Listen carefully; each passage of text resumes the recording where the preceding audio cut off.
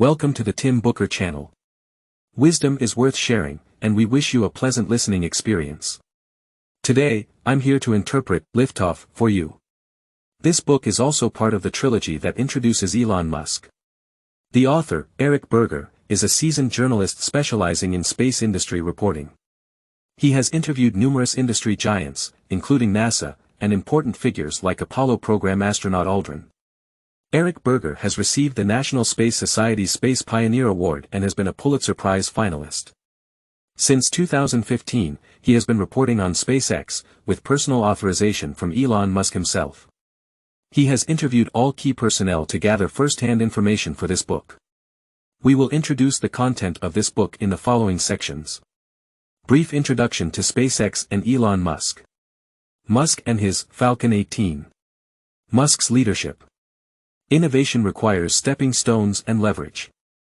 The rainforest rule: cultivating an innovative ecosystem. Let's start with the first section. In 2006, SpaceX's Falcon 1 rocket had its first launch failure. The reason was the corrosion of a $5 aluminum bolt in the salty sea breeze. The decision to launch rockets on the remote Kwajalein Atoll in the deep ocean requires another story to explain.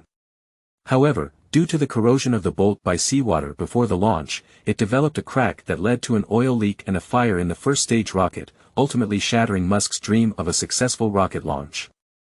In 2007, SpaceX experienced its second launch failure. Compared to the first attempt, Musk had already achieved a significant feat initially. He was an outsider to the space exploration field, leading a startup company that had only been in existence for a few years. The second launch almost succeeded, and that was something to be proud of.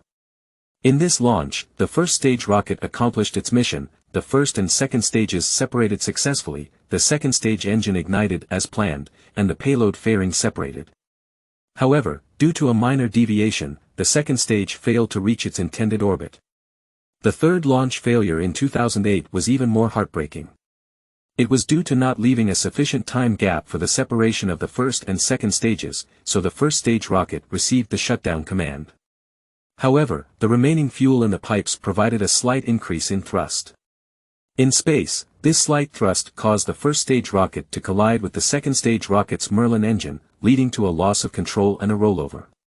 The third failure pushed SpaceX into a corner, forcing Musk to play his hand, a make-or-break move. He used the last remaining parts in the warehouse to assemble a rocket. Just 8 weeks after the third failed launch, he risked it all and attempted another launch, which was flawless, and SpaceX survived. From 2003 to 2009, Musk personally invested $100 million to usher in a new era of private space exploration. Rocket launches had long been monopolized by a few major countries, and their approach was akin to building a Ferrari, involving massive national efforts and squeezing profits from a few suppliers through defense budgets. In contrast, Musk's approach was simple: he wanted to build reliable Honda Accords in the rocket launch field. Musk often said, "Every launch using a Ferrari is too extravagant, this is something a Honda Accord can handle." Eric Berger's Heading to Mars, The Early Story of Musk and SpaceX, along with the author of Silicon Valley Iron Man, The Adventurous Life of Elon Musk, provides us with deep insights.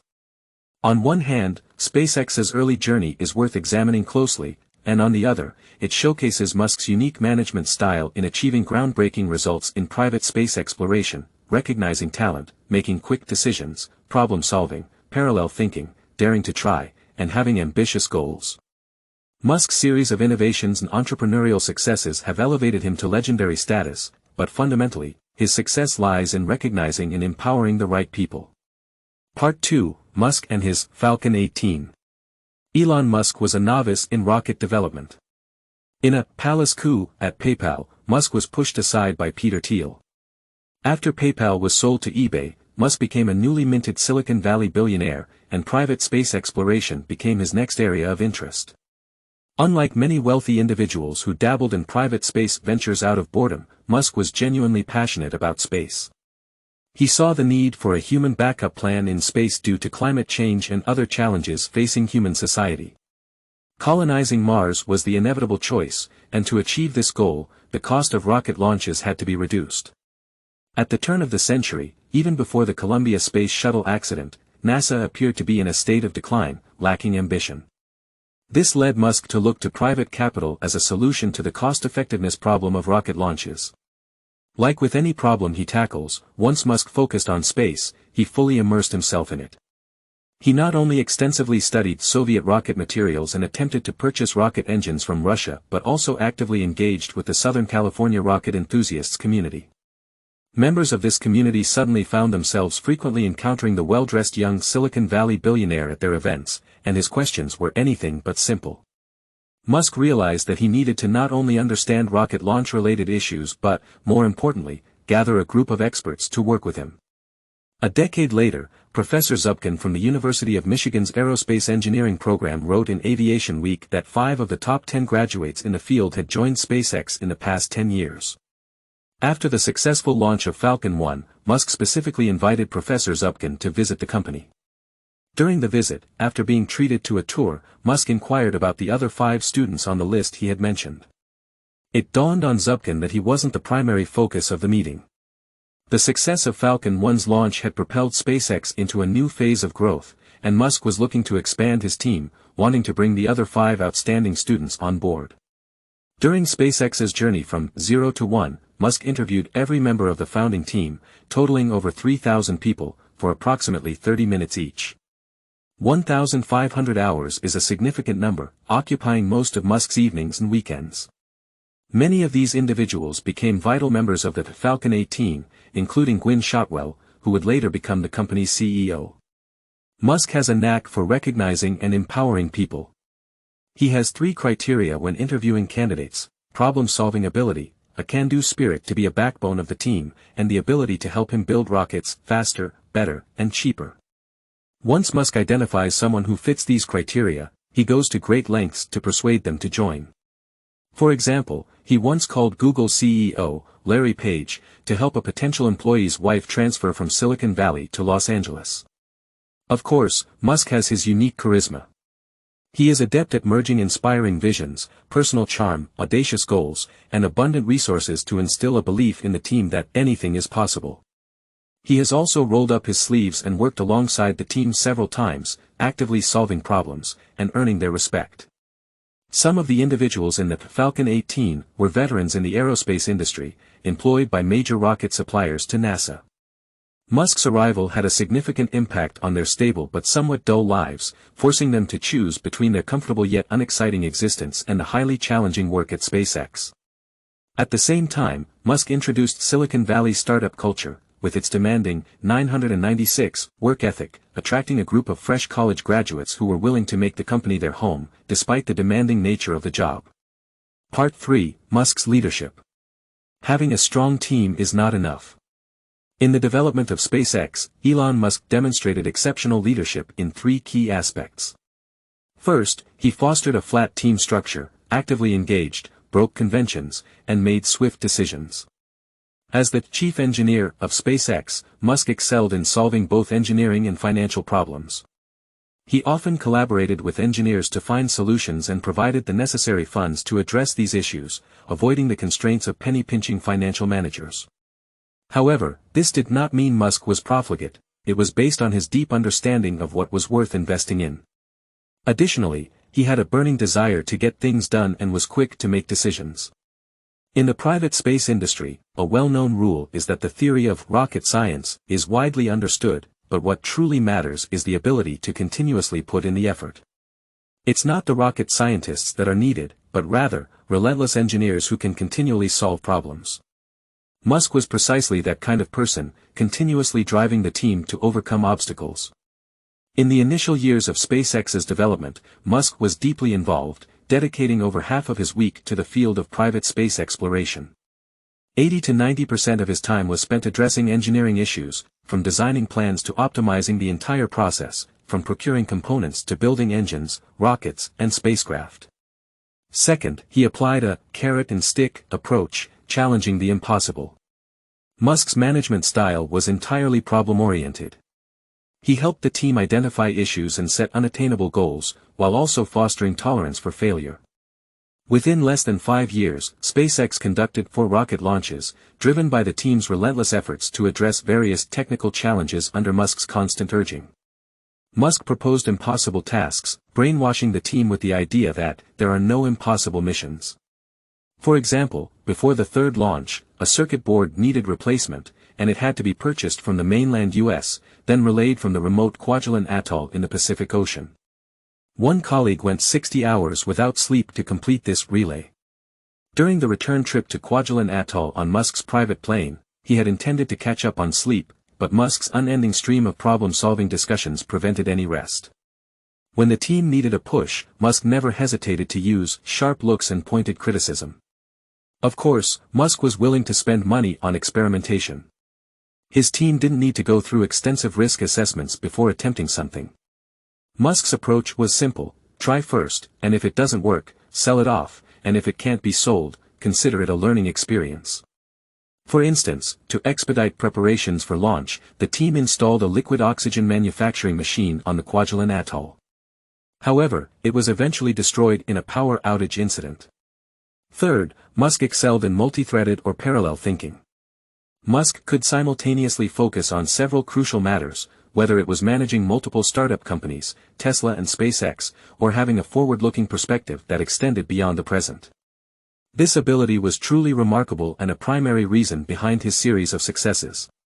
Before the Falcon 9 had successfully flown, he was already discussing the design of the more powerful Falcon 9 rocket with the team and contemplating the Falcon Heavy, which would consist of 3 Falcon 9s bundled together. This forward-thinking approach was not only Musk's personal style but also a result of SpaceX's business model. If Musk had limited his ambitions to the realm of small rockets, he could never have realized his grand vision.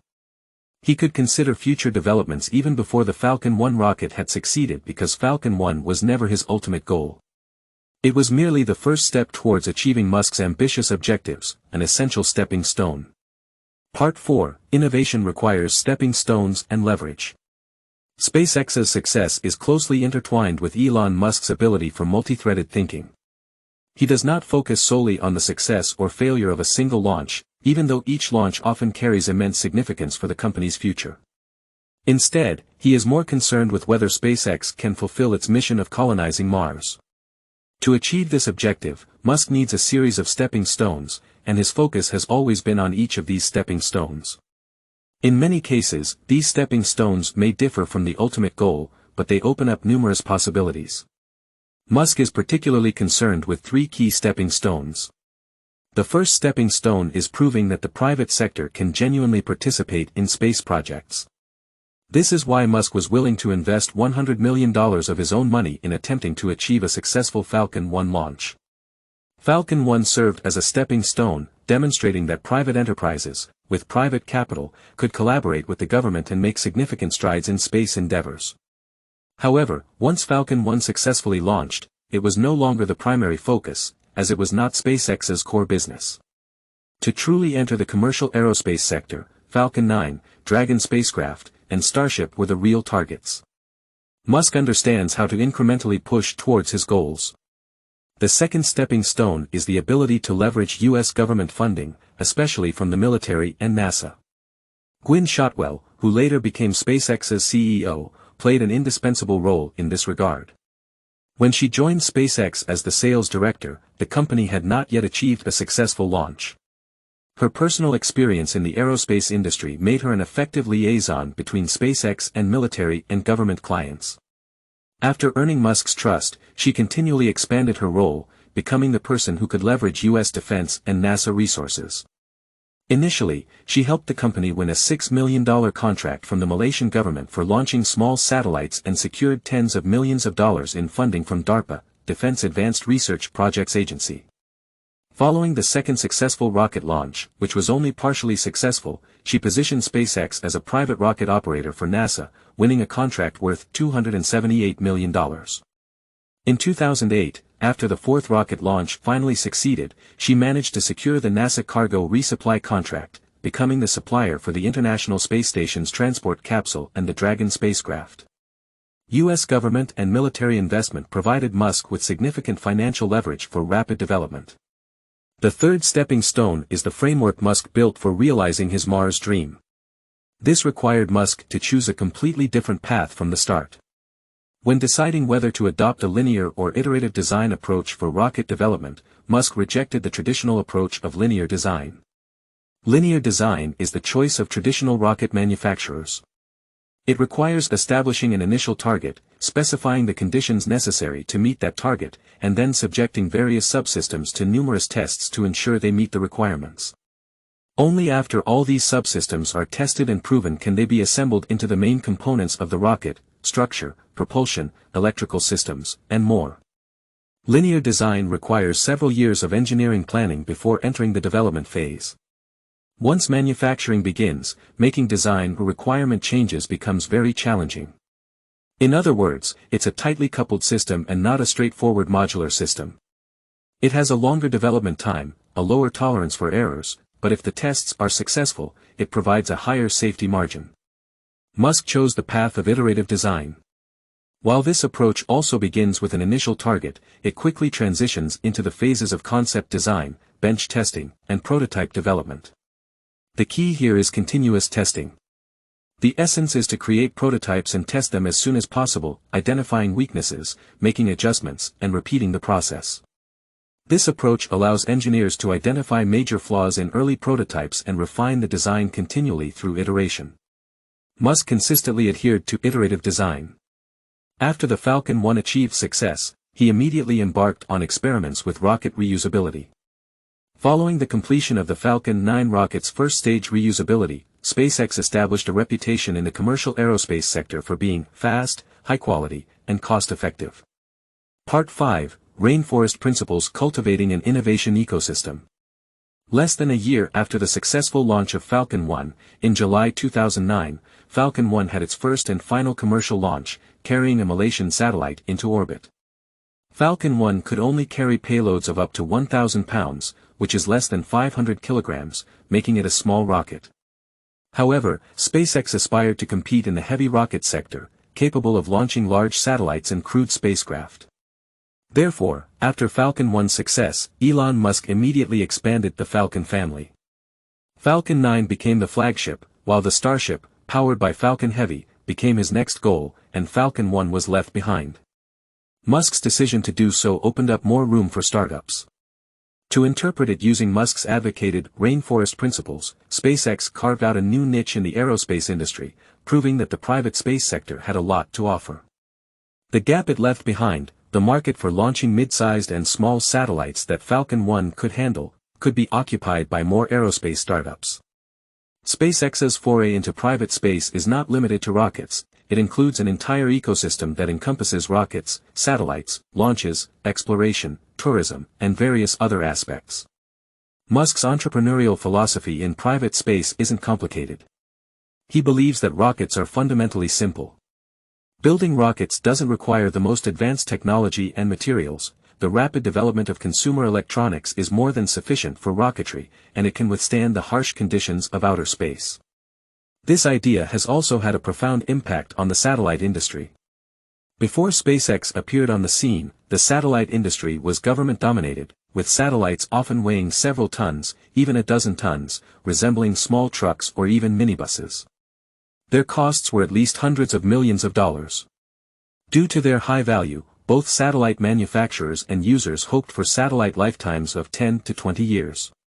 As ground technology advanced rapidly, keeping technology from over a decade ago still operational became increasingly challenging. Small satellites emerged with the rise of private space, ranging from the size of matchboxes to shoeboxes and even refrigerators. They come in various categories. Just like Musk's approach to rocket construction, small satellites are assembled using consumer electronics-level components. They have a service life of about 4 years and cost between hundreds of thousands to several $1 million. The emergence of private rockets and small satellites has brought about a significant change in the commercial logic of the entire aerospace industry. Previously, a single satellite cost over $100 million, had an extremely long operational lifetime, and, as a result, required very high launch reliability. Now, with shorter service life and the ability to iterate with changing ground technology, mid-sized rockets can launch at a higher frequency.